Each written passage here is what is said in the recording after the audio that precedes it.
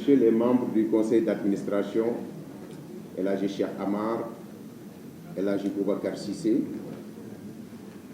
Messieurs les journalistes ici présents, chers invités.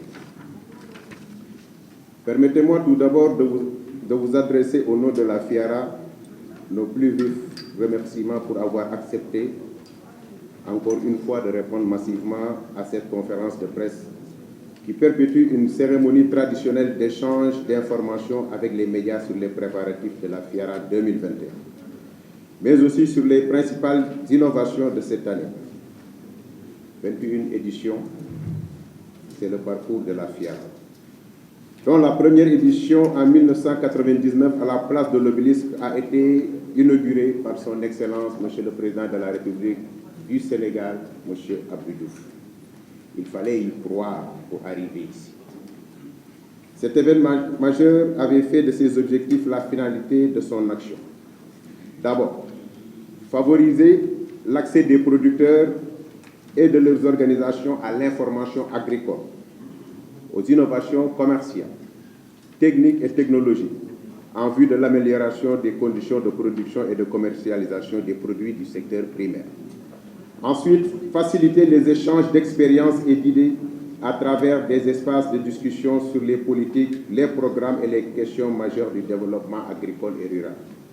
Mesdames, Messieurs, chers invités, la rencontre d'aujourd'hui avec la presse revêt un caractère exceptionnel, surtout en cette période de pandémie mondiale.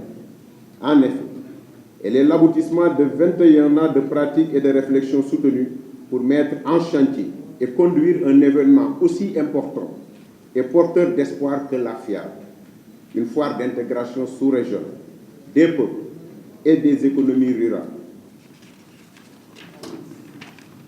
et agricoles, et dont la spécificité est qu'elle est conçue par et pour les producteurs au profit des exploitations familiales. Depuis 11 ans déjà, après la place mythique de l'Obélisque et grâce à un partenariat dynamique avec le Centre international de commerce extérieur, CICES, la FIARA est organisée désormais ici même, au CICES, dont nous saluons solennellement le directeur général, le conseil d'administration et tout le personnel pour leur appui et conseil. Permettez-moi, avant de terminer, de remercier des partenaires qui ont eu à appuyer la participation d'organisations des producteurs locaux à des différentes éditions. Nos remerciements aussi vont également à l'endroit des exposants. Je voudrais en effet souligner très solennellement le rôle moteur du secteur privé dans l'intégration des économies de nos pays.